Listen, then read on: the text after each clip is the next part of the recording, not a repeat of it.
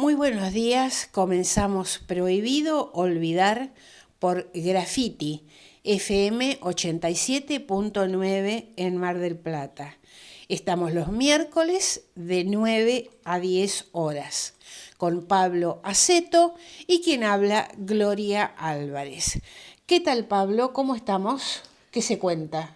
Y se cuentan muchas ¿Ah, cosas. sí? Muy buenos días a todos. Bueno, hoy Gloria está un poco complicada con la garganta, así que vamos este, a redistribuir el esfuerzo locutor. Hace unos meses me preguntaron este, cómo viene Europa para ir a vivir a Europa, ir a trabajar a Europa. Y Sí, yo les dije, Eh, miren México, miren Brasil. sí, Especialmente en México, en el estado de León. La información que viene de Europa, que ya viene con caída en todo lo que es crecimiento económico, fuertemente, especialmente desde la semana pasada, Volkswagen acaba de anunciar que va a cerrar fábricas, ¿en especialmente Europa? en Europa. Habíamos hablado en su momento, pero esto tiene que ver con la crisis local, del cierre de Volkswagen en Pacheco, pero se van a Brasil. Sí, sí, sí. La ¿Mm? mayoría de las empresas, Pablo, que cierran acá en Argentina, se van a Brasil. Fíjate vos cómo son las cosas, hay proyecto de fuerte inversión para Uruguay, aparte de lo de Brasil. Recordemos que eh, Uruguay, a pesar de tener muchas más características culturales con la Argentina, las vinculaciones comerciales, especialmente desde que se da la independencia del Uruguay, quedaron muy atadas a Brasil. Pero bueno, les decía algo que puso en situación de alerta, especialmente con lo vinculado con los autos eléctricos. No pueden competir contra los chinos, ¿Quién es, Pablo? los europeos. En Europa. Ujú. Los costos de la energía, producto de lo que fue el conflicto de Ucrania, las dos grandes víctimas de la guerra de Ucrania es el pueblo ucraniano, sin dejar pasar que también hay caídos en Rusia, pero digamos, Rusia evidentemente va ganando. Y la otra gran víctima es la economía europea. No puede hacer frente ni por los costos, ni por avance tecnológico, a la producción china de automóviles eléctricos, ni siquiera a la norteamericana, la cual Elliot Musk, que tanto habla contra el Estado norteamericano sobrearanceló la producción china justamente para proteger a Elon Musk. Entonces quiere decir que el Estado es malo, depende en qué sentido vaya. Esto pone también en relieve los grandes países que están creciendo, especialmente en el sur global, y a ellos hay que agregar México. El crecimiento de México, especialmente por el impulso que le dio López Obrador, es descomunal. Es descomunal. También lo es Brasil, hoy actual octava potencia económica del mundo, Sí, sí, sí. a tal punto que sorprendió esta semana algo que se venía manejando desde hace meses, según la información que se dio a conocer ahora, es la integración de Turquía al BRICS. Aquello que Turquía al nosotros, BRICS. exactamente, Turquía que había reclamado hace años ingresar a la Comunidad Económica Europea, ya les dijo que no les interesa la Comunidad Económica Europea, quieren ingresar a BRICS, que se quiere subir a las economías crecientes. Rusia, China, la India, Brasil, Sudáfrica, lo cual es una vuelta enorme en lo que es la geopolítica, porque recordemos que Turquía es parte de la OTAN. Es decir, en los BRICS van a tener parte de la OTAN dentro. Esto habla, no es que la OTAN infiltró al BRICS, quiere decir que la OTAN también está retrocediendo y la influencia estadounidense, que se queda con Europa, que está en franca decadencia, Sí. y en los casos por estos lados con Argentina, que ya está más que decadente. Más que en franca decadencia. Más que en franca decadencia, vamos a crecer menos que... vamos a tener decrecimiento negativo, vamos a tener decrecimiento económico superior al de Haití. Y eso ya un poco los discursos de Donald Trump, que se dice que si gana, la idea es encerrarse en Estados Unidos y que lo demás se la arregle. Que queda empieza esta semana con estas dos noticias, ¿no? La caída de la industria automotriz, esto que se está viendo en Alemania con la Volkswagen, también se está dando en Francia con la Renault, también se está dando en Inglaterra.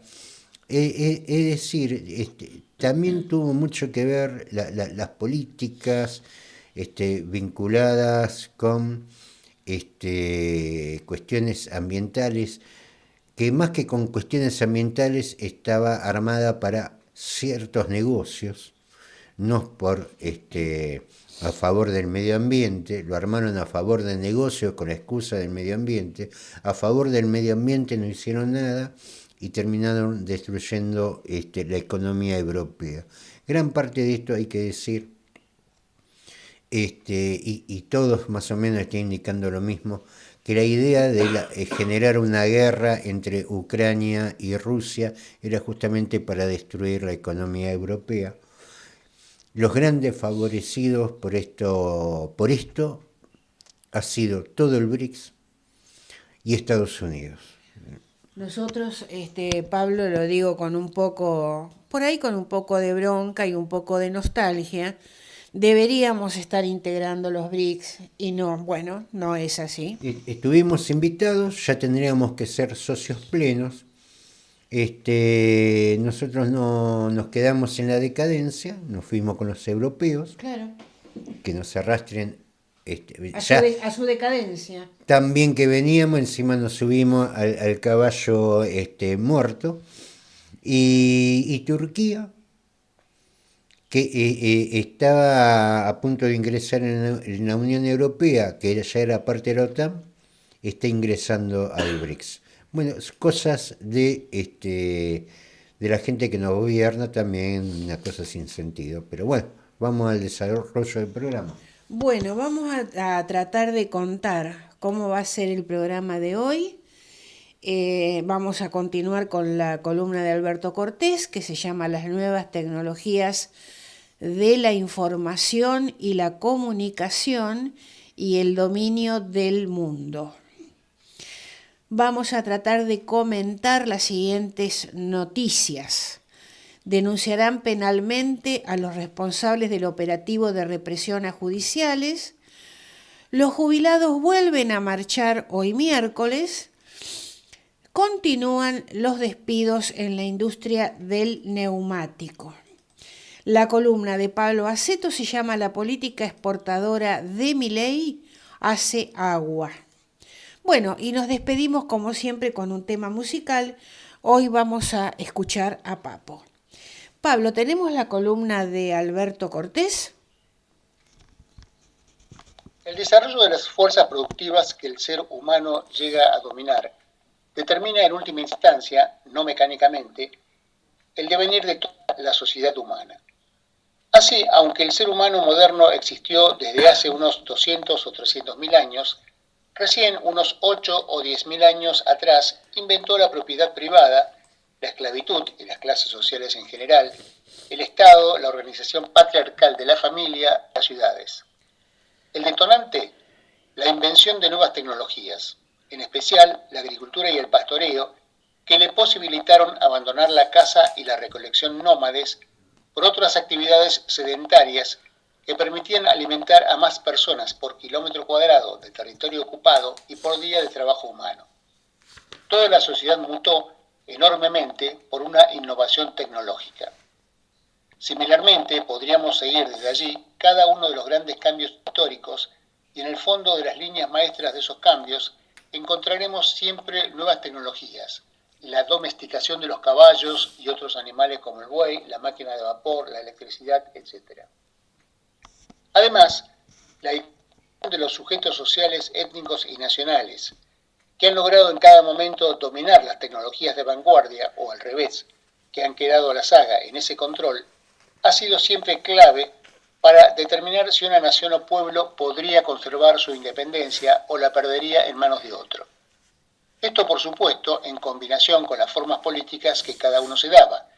Así el dominio de las armas de fuego y de hierro, los caballos, junto con el fomento y el aprovechamiento de las divisiones entre los pueblos de América, África, Asia y Oceanía, permitieron primero a los europeos occidentales y luego a los norteamericanos apropiarse de la mayor parte de esos continentes, esclavizar a sus habitantes, etc. El planeta vive hoy una acelerada transformación de sus paradigmas productivos y sociales, de la mano principalmente de las tecnologías de la información y la comunicación. Cambios geopolíticos durante las décadas de 1950, 60 y 70 que llegaron en algún momento a amenazar en perspectiva la dominación mundial de esas potencias hegemónicas, las impulsaron a invertir enormes sumas en tecnologías como la microelectrónica y otras, generando cambios que fueron centrales en el paso, alrededor de 1990, a un mundo unipolar hegemonizado por los Estados Unidos. Nuevos avances en tecnologías derivadas de aquellas como Internet, las redes sociales, la inteligencia artificial y la robótica, están moldeando a su vez las hegemonías o no en los años presentes y la capacidad de cada nación y grupo social en el acceso o la disputa del control de esas herramientas. Y serán decisivos en los años por venir, no únicamente en la distribución del poder mundial entre las naciones, sino también en la distribución de la riqueza al interior de cada país. Donde dice riqueza, cámbiese por poder y viceversa. La frase anterior seguirá siendo válida. En 2016, el referéndum en el Reino Unido sobre la salida de ese país de la Unión Europea decidió por menos del 2% esa salida o Brexit. Posteriormente se supo que el trabajo de la empresa Cambridge Analytica había sido decisivo en el resultado. La misma había empleado datos de preferencias políticas y de otros tipos de muchos millones de personas para armar mensajes personalizados e incluso fake news que sintonizaran con esas preferencias e inducirlos a votar por la opción que terminó así ganando. Gran parte de esa información o Big Data había sido suministrada ilegalmente por la empresa Facebook, que fue condenada por ello a una multa de 5.000 millones de dólares. Procedimientos similares se emplearon en las campañas de Trump el mismo año, de Bolsonaro en 2018 y Milei en 2023, entre otras, y se siguen empleando políticamente incluso fuera de campañas electorales. En 2021, la empresa Twitter alteró sus sistemas de geolocalización para que mensajes emitidos desde los Estados Unidos promoviendo las protestas en Cuba aparecieran en la isla misma. Durante las elecciones presidenciales en Venezuela del último 28 de julio, millones de ataques cibernéticos fueron lanzados contra los sistemas del Consejo Nacional Electoral, logrando ralentizar la transmisión de datos y demorar la información de resultados durante algunas horas. Mientras tanto, sectores vinculados a la oposición de ultraderecha, pero coordinados en realidad por autoridades estadounidenses, que ya habían realizado prácticas similares en elecciones en otros países, preparaban sus propios resultados, entre comillas, en base a mesas testigos que consideraban vital difundir antes que los oficiales. Como no llegaban a reunir a tiempo el material suficiente, a pesar de que ellos mismos informaban que era imprescindible contar con la totalidad de los datos de esas 1.500 mesas para que fueran válidos los pronósticos, lanzaron supuestos resultados, entre comillas, sobre la base de menos de 1.000. Además, muchos truchos. Sobre esa base se hicieron artículos pretendidamente académicos afirmando que González Urrutia había ganado y sobre esos análisis, a su vez, los Estados Unidos y otros países satélites lo reconocieron en una reedición, Guaidó 2.0, del muy fracasado Guaidó 1.0. El embajador venezolano ante la ONU, Samuel Moncada, desnudó detalladamente en un largo reportaje televisivo, que luego fue resumido ante la Asamblea Nacional, estos mecanismos. Pero también dijo, yo sí creo que estamos en una situación de desventaja tecnológica, dirían ahora asimetría, y es urgentísimo, un problema de emergencia nacional, desarrollar nuevas capacidades frente a las nuevas capacidades del enemigo. Hay que equilibrar. No estoy hablando de aviones, cohetes o balas, estoy hablando desde preparación técnica educativa hasta preparación tecnológica. Un juez del Supremo Tribunal Federal de Brasil, avalado luego por los restantes y también por el presidente, ordenó la suspensión de la red social X por prestarse a difundir fake news de odio y negarse a acatar las leyes del país. Elon Musk, dueño de la red, pretende burlarse y desobedecer la legislación y la soberanía brasileñas en su territorio. Este personaje, ídolo de Milei, pretende pasar por sobre las autoridades estatales de este y otros países. Pero basa gran parte de sus negocios en acuerdos con el Estado estadounidense, que contrata sus sistemas de lanzamiento para operaciones espaciales como parte de enormes gastos militares que hacen que el déficit fiscal de ese país sea uno de los dos mayores del mundo. Es decir, Milei admira al principal degenerado fiscal del planeta. Un caso con algunas aristas comunes, pero también muchas diferencias de fondo, es la detención en Francia de Pavel Durov, dueño de Telegram. Edward Snowden, ex agente de la CIA, refugiado en Rusia por revelar cómo esa agencia espiaba a través de computadoras y otros sistemas a casi toda la población, dijo que esta detención es otra muestra de que las plataformas que no compartan información con los servicios de seguridad serán atacadas. Algunos aspectos importantes de estas luchas, hoy centrales para el poder en el mundo, están abordados en la nota del 2 de septiembre en el página 12 a Cecilia Recap, investigadora de la problemática desde una óptica más próxima a los intereses populares que a los de los monopolios que dominan el área. China ha desarrollado sistemas alternativos a los norteamericanos que son casi los únicos en países como el nuestro. Por ejemplo, el Beidou como versión propia y de mejor calidad de lo que nosotros conocemos como GPS, y análogamente en otros sistemas. Los sistemas 5G y la inteligencia artificial están hoy entre los más importantes terrenos de disputa entre los Estados Unidos y China por la delantera tecnológica. Más allá de las ventajas de un mundo multipolar para países como Argentina, la preservación de la soberanía no será posible sin una política independiente propia, probablemente en asociación con otras naciones latinoamericanas en marcos como la CELAC.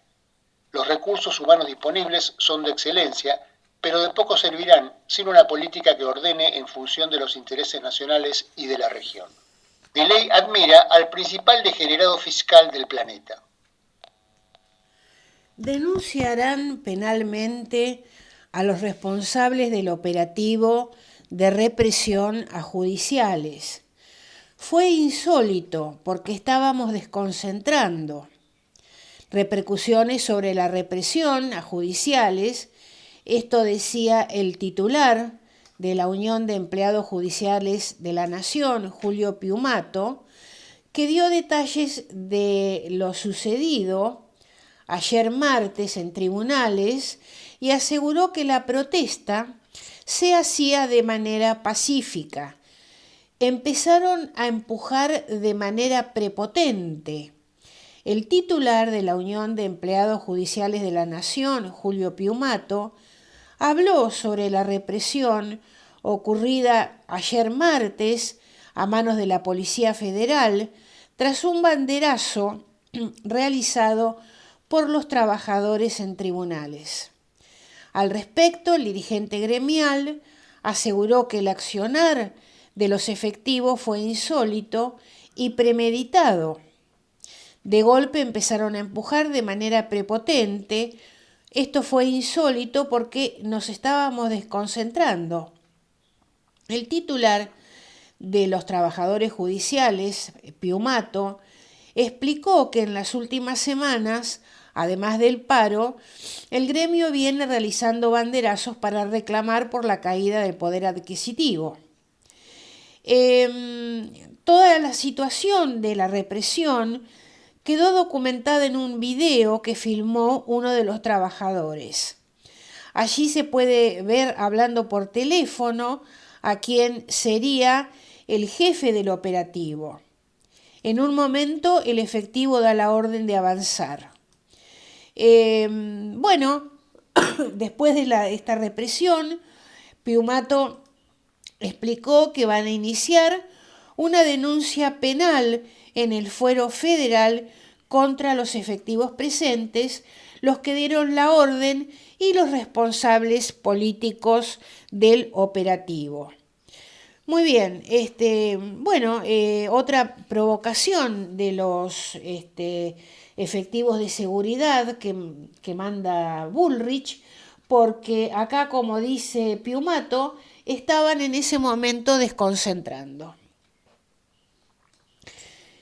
Ha sido una constante. Mañana hay, hoy hay una nueva movilización de jubilados, Sí. aparentemente con más acompañamiento, como tendría que haber sido desde un principio, en relación a un debate que iba a haber en el Senado en relación con el rechazo al veto presidencial, que aparentemente o ya se oficializó que no se va a hacer, porque también se iba a estar tratando en el único proyecto que yo estoy de acuerdo con mi ley, que es el de la boleta única. La verdad es algo que se viene prometiendo, que lo prometió Macri en su momento, también lo prometieron, pero cuando llegan al poder ya la boleta única se olvida, se deja a un costado. Si hay algo que puede dejar mi ley positivo es el tema de la boleta única. Pero bueno, tampoco da para eso. Lógicamente, todos cuando están en el poder, ninguno quiere boleta única, todos quieren la boleta, la lista sábana, aquella que se impone con superestructura y con mucho dinero. Pero bueno, vamos a ver cómo evoluciona. De hecho, va a estar esta manifestación en rechazo al veto presidencial.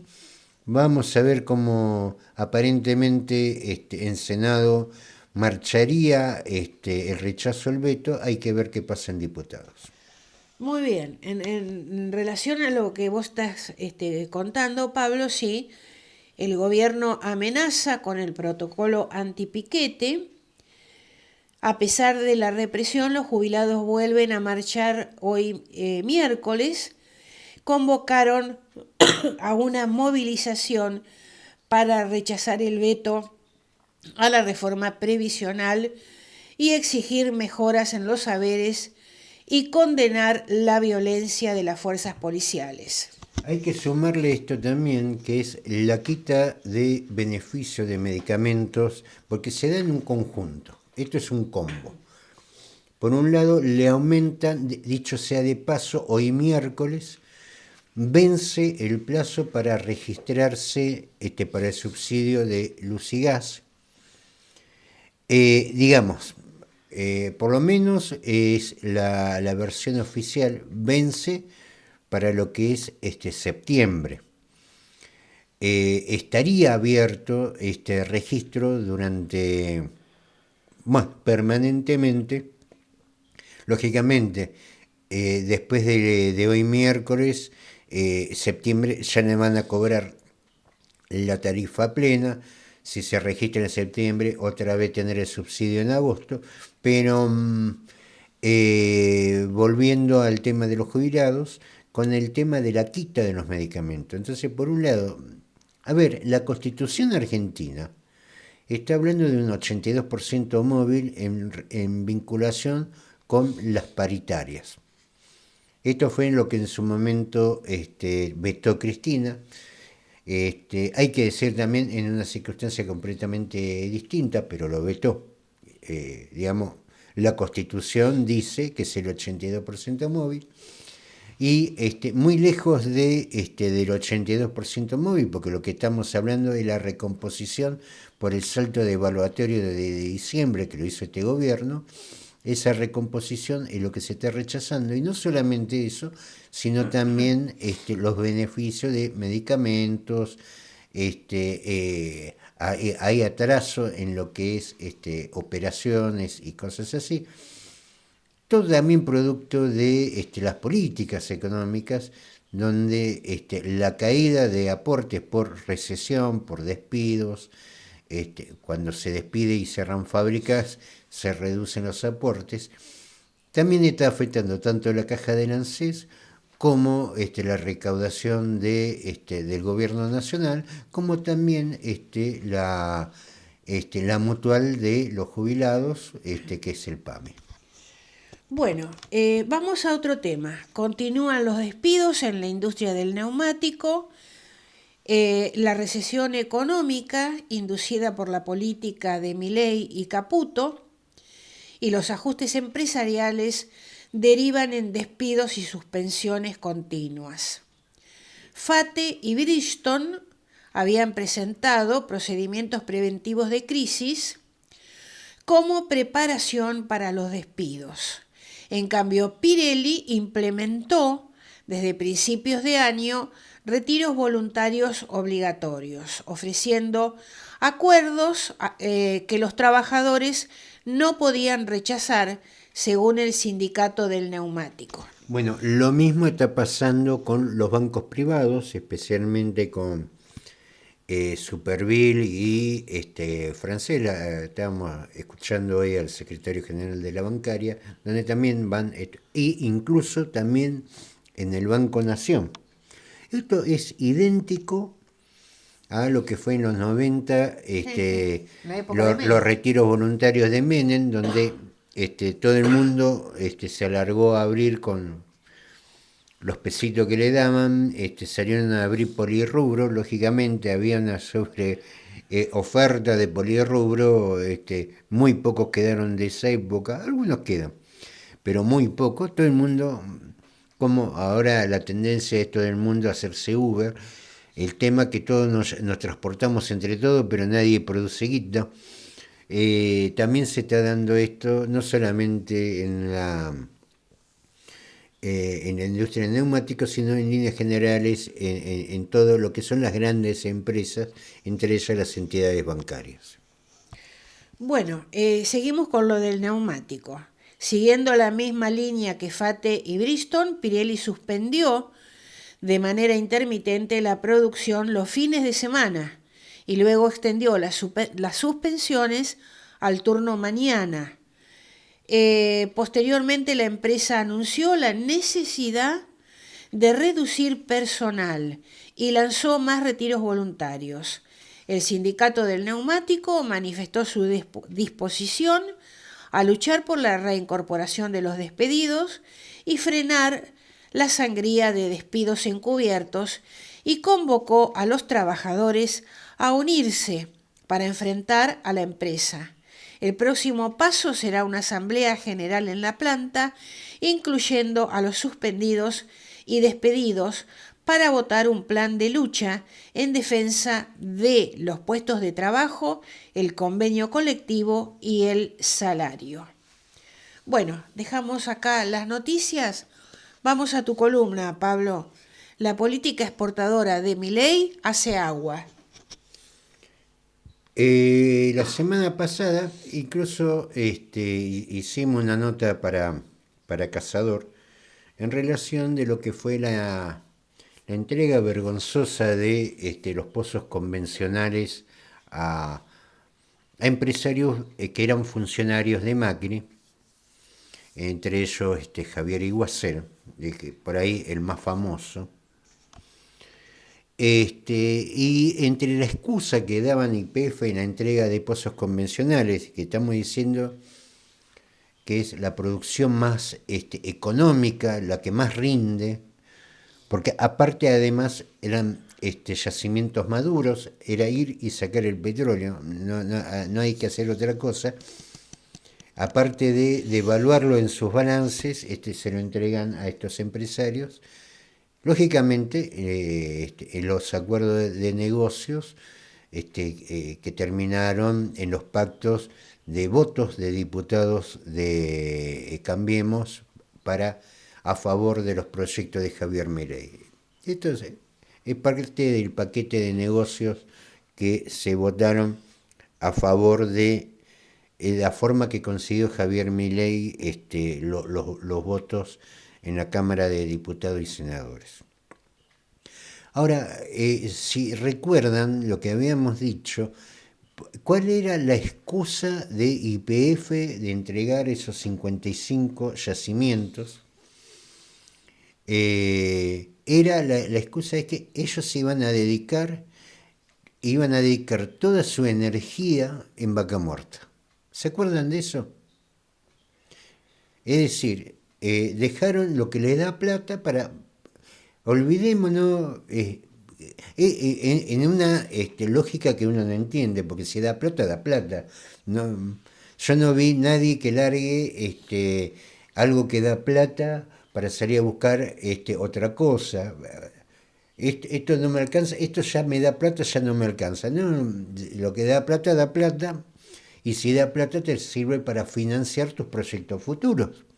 Eso es la lógica de cualquier empresa. Acá la lógica era la lógica de la corrupción, de la lógica de la entrega del patrimonio a favor de negocios privados. Pero la excusa de YPF era que se iba a dedicar de lleno a Vaca Muerta. ¿Cuál es la última novedad? El fracking en Vaca Muerta registró su actividad más baja en los últimos 5 meses. Es decir, YPF, que se iba a dedicar de lleno a la producción en Vaca Muerta, redujo su nivel de perforación en un 11%. ¿Se entiende? En vez de trabajar más en Vaca Muerta, ahora trabaja menos. Entregó los yacimientos maduros para dedicarse a no hacer más nada. No sé cómo se entiende la cosa.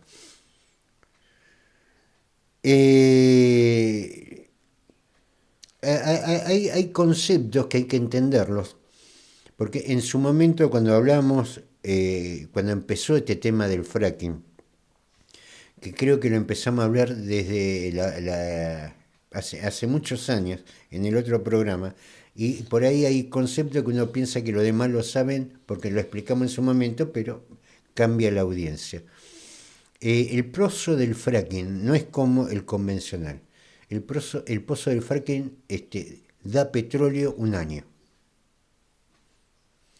En 3 años podés sacar algo, pero en un año es todo lo que produce.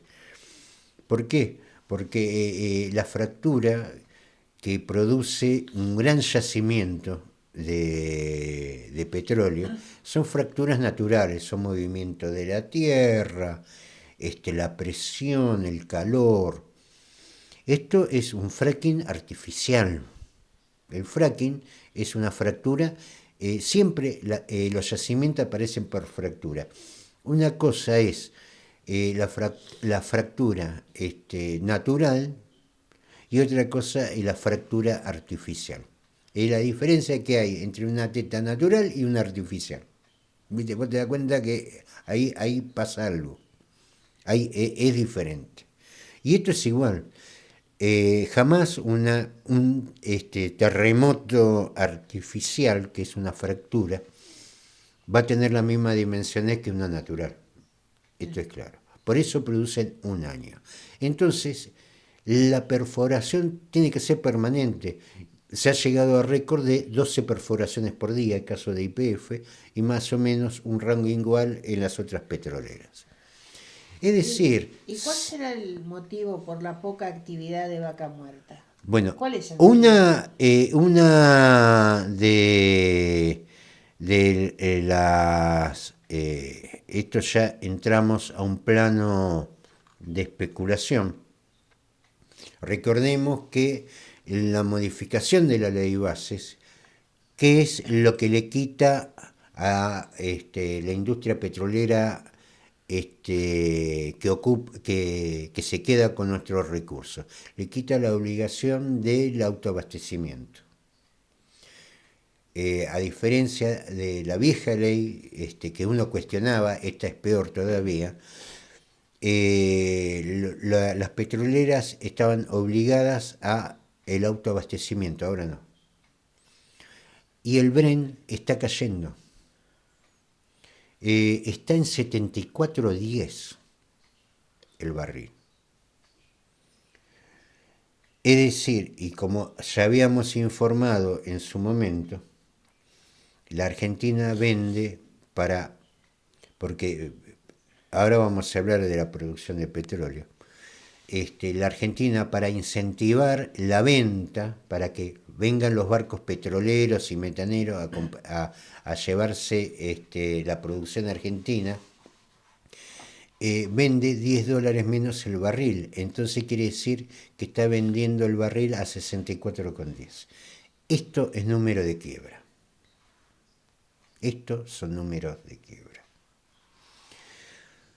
Ahora, es cuestión de leer los portales especializados. De hecho, la cotización, el Brent, ¿y por qué hablo del Brent? Porque desde el 2014 se estableció que la cotización del crudo en la Argentina iba en paralelo con el Brent, menos $8. El Brent menos $8, así que a eso le tenemos que sumar los $10.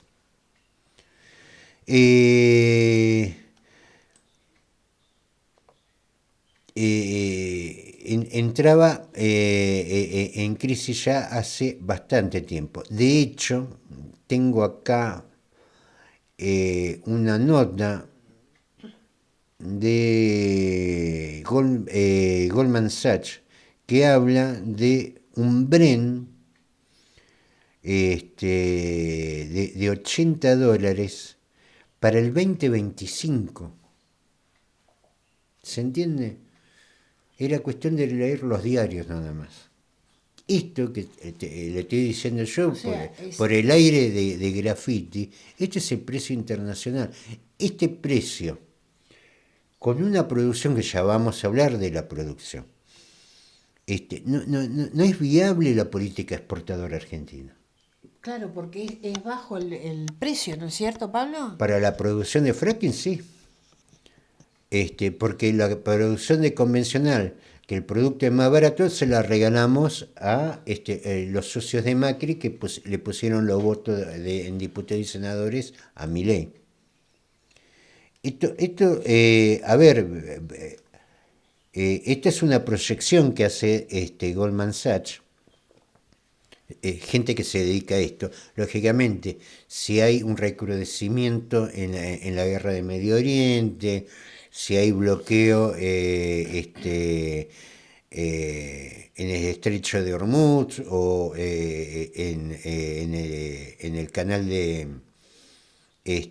Suez, si continúa la emergencia hídrica en el canal de Panamá, bueno, hay un montón de cosas que pueden hacer que el precio suba, o puede ser que siga bajando si se sigue recrudeciendo el tema de la recesión económica en Europa y en Estados Unidos, que ya tiene números importantes. Es decir, es una aproximación. Ahora, es una aproximación que te hace poner en la duda de que si la política exportadora argentina es viable o no. cuando producimos. Aparentemente, Pablo, por lo que vos estás explicando, no es viable. A ver, es viable para Brasil, que produce 3,5 millones por día de barriles. La Argentina, la última vez que hablé de la producción nacional, hablábamos de 192.000 barriles, perdón, 692.000 barriles diarios. Sí. Ahora la producción de petróleo está en 642.000, es decir, bajó. Bajó. Es más, y es un 7% más de lo que fue en julio. Esto, ¿cuál es la alarma de esto? ¿Cuál es el problema de que, por ejemplo, haya un 11% menos de perforaciones que en julio? El tema de la provisión de gas. El crudo que se está vendiendo ahora es el que se produjo en meses anteriores. Es decir, que para el futuro, de acá para adelante, va a haber una producción menor en función de que se perforó menos, porque como le decíamos, el fracking, a diferencia del petróleo convencional, constantemente hay que estar perforando.